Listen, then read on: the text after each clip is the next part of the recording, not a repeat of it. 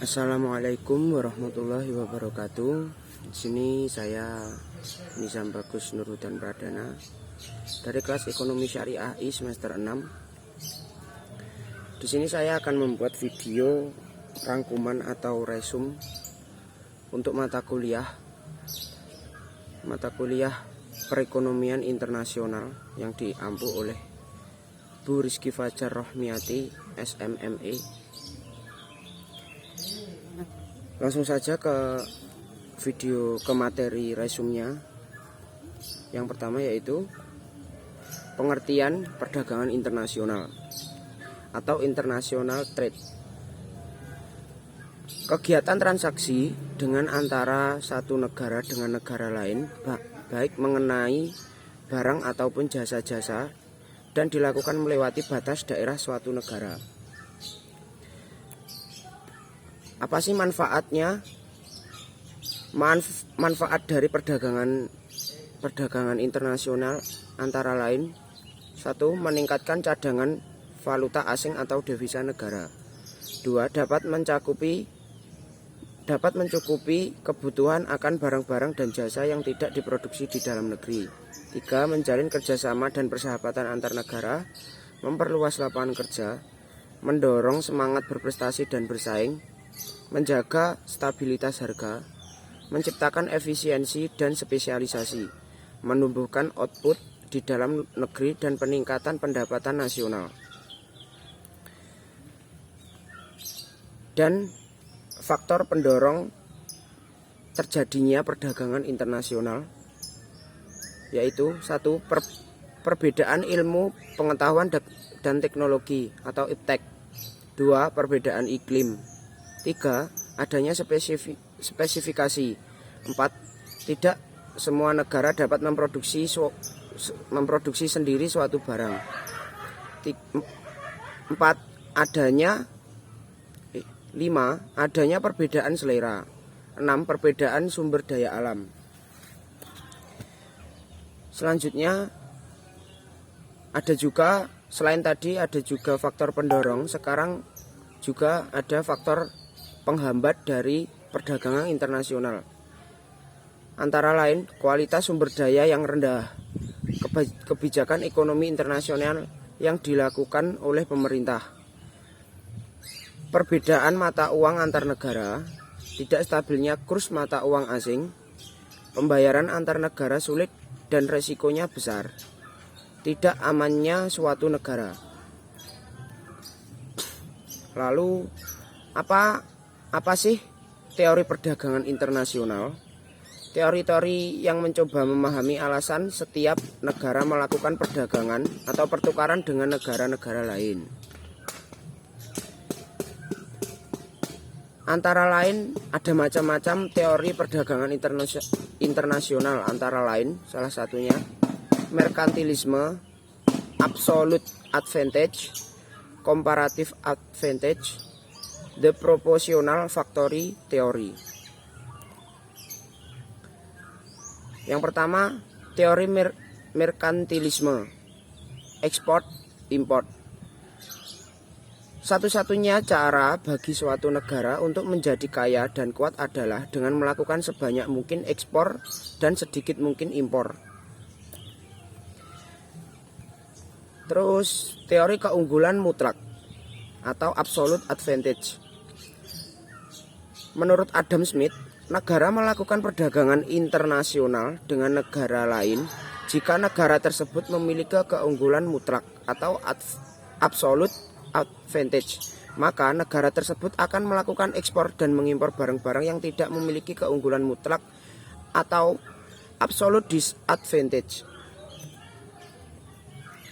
Selanjutnya, teori selanjutnya, teori keunggulan komparatif atau comparative advantage. Menurut David Ricardo, suatu negara dikatakan memiliki keunggulan komparatif karena dapat memproduksi barang dengan biaya yang relatif lebih murah dibanding negara lain. Dengan kata lain, keunggulan komparatif merupakan keunggulan yang dimiliki suatu negara karena memiliki keunggulan lebih besar pada suatu barang dibanding barang lain.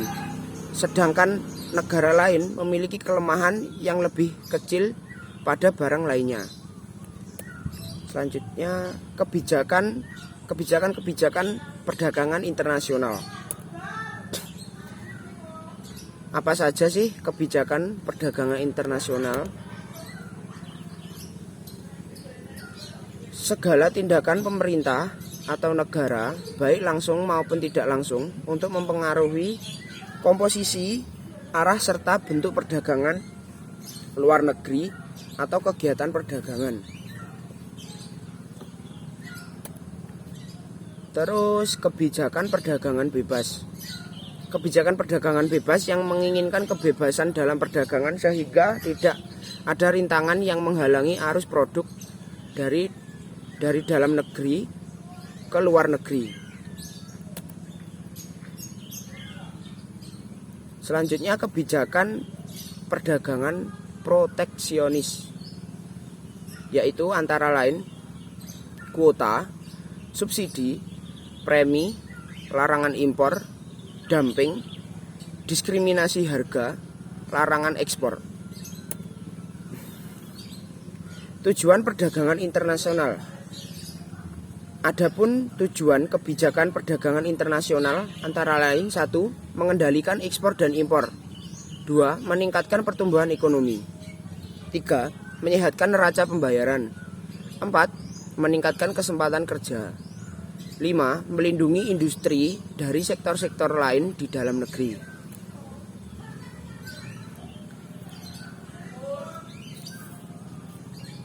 Terus materi selanjutnya,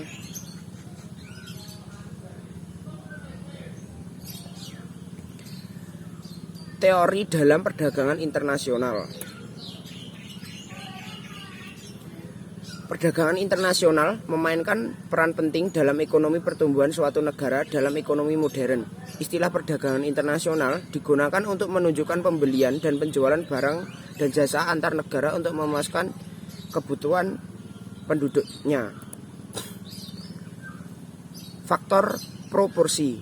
Faktor proporsi dalam teori modern perekonomian internasional itu saling menekankan dan berkaitan antara perbedaan proporsi, faktor produksi antar negara, dan faktor penggunaan dalam memproduksi berbagai macam barang. Ada suatu model, yaitu adalah model HO atau Heckscher-Ohlin, yang menyatakan bahwa suatu negara akan mengekspor suatu produk yang produksinya itu lebih banyak karena produksi relatif lebih melimpah dan murah, dan sebaliknya suatu negara akan mengimpor produk yang produksinya memerlukan penggunaan faktor produksi atau sumber daya alam yang relatif lengkap dan mahal di negara tersebut. Perbedaan dalam opportunity cost suatu negara dengan negara lain karena adanya perbedaan dalam jumlah faktor produksi yang dimilikinya. Suatu negara memiliki tenaga kerja lebih banyak daripada negara lain, sedang negara lain memiliki kapital lebih banyak daripada negara tersebut, sehingga dapat menyebabkan terjadinya pertukaran. Teori ini menggunakan dua kurva. Pertama, ada kurva iso-cost, yaitu kurva yang menggambarkan total biaya produksi yang sama, dan kedua adalah kurva iso-quan, yang kurva menggambarkan total kuantitas produk yang sama. Menurut teori ekonomi mikro, kurva iso-cost akan bersinggungan dengan kurva iso-quan pada suatu titik optimal. Jadi, dengan biaya tertentu akan diperoleh produk yang maksimal, atau dengan biaya minimal akan diperoleh sejumlah produk tertentu. Kelemahan dari teori HO, yaitu jika jumlah atau proporsi faktor produksi yang dimiliki masing-masing negara relatif sama, maka harga barang yang sejenis akan sama pula sehingga perdagangan internasional tidak akan terjadi. Kesamaan harga faktor produksi. Harga berbagai faktor produksi di beberapa negara sama disebabkan oleh perdagangan bebas. Perdagangan teori faktor proportions Hackers-Ohlin. Jika produksi barang X di negara A diperbanyak, maka permintaan terhadap tenaga kerja juga ikut bertambah. Begitu juga sebaliknya, jika produksi barang Y di negara A diperbanyak, maka permintaan terhadap kapital atau mesin juga ikut berkurang. Upah tenaga kerja akan menurun dengan harga kapital atau mesin akan meningkat. Hal ini mengakibatkan peningkatan permintaan tenaga kerja dan penurunan permintaan kapital di negara A. Kemudian negara B yang mempunyai faktor produksi kapital lebih banyak dengan peningkatan produksi barang Y dan peningkatan permintaan kapital sehingga harga juga mengalami peningkatan. Sebaliknya, jika produksi barang X menurun, maka permintaan tenaga kerja juga mengalami penurunan sehingga harga barang X juga turun. Sebelum terjadi perdagangan, harga kapital lebih tinggi di A dan upah lebih tinggi di B. Melalui perdagangan tendensi, harga kapital dan upah di kedua negara tersebut akan sama. Selanjutnya, kurva kemungkinan produksi. Kurva kemungkinan produksi atau PPC adalah kurva yang menunjukkan batas maksimum kemampuan produksi yang dapat dicapai oleh suatu masyarakat dengan menggunakan seluruh faktor produksi dan teknologi yang tersedia. Kurva ini biasanya digambarkan dalam sebuah grafik dua dimensi, di mana dua sumbu mewakili jumlah produksi untuk masing-masing barang. Asumsi-asumsi yang mendasari kurva kemungkinan produksi adalah sebagai berikut. 1. Perekonomian yang memproduksi dua macam barang saja. 2. Sumber-sumber yang dimiliki sudah digunakan secara efisien. 3. Sumber-sumber yang dimiliki sudah tertentu jumlahnya dan tingkat teknologi sudah digunakan sepenuhnya. 4. Sumber atau faktor produksi yang sama dapat digunakan untuk memproduksi kedua jenis barang tersebut, dan sumber dapat digeser atau dipergunakan.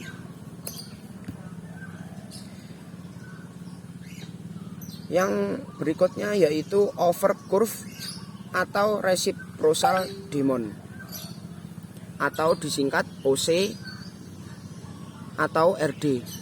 James Mead mengemukakan tentang general equilibrium atau over curve, yaitu menjelaskan yang menggambarkan sebagai kurva yang menunjukkan kesediaan suatu negara untuk menawarkan atau menukarkan suatu barang dengan barang lainnya pada berbagai kemungkinan harga. Bagaimana terjadinya keseimbangan harga internasional? Kelebihan dari over curve yaitu masing-masing negara akan memperoleh manfaat dari perdagangan internasional, yaitu mencapai tingkat kepuasan yang lebih tinggi. Permintaan dan penawaran pada faktor produksi akan menentukan faktor produksi tersebut, dan dengan pengaruh teknologi akan menentukan harga suatu produk. Demikian yang dapat saya rangkum atau dapat saya resum dari materi mata kuliah perdagangan internasional. Ada kurang lebihnya saya mohon maaf. Wassalamualaikum warahmatullahi wabarakatuh.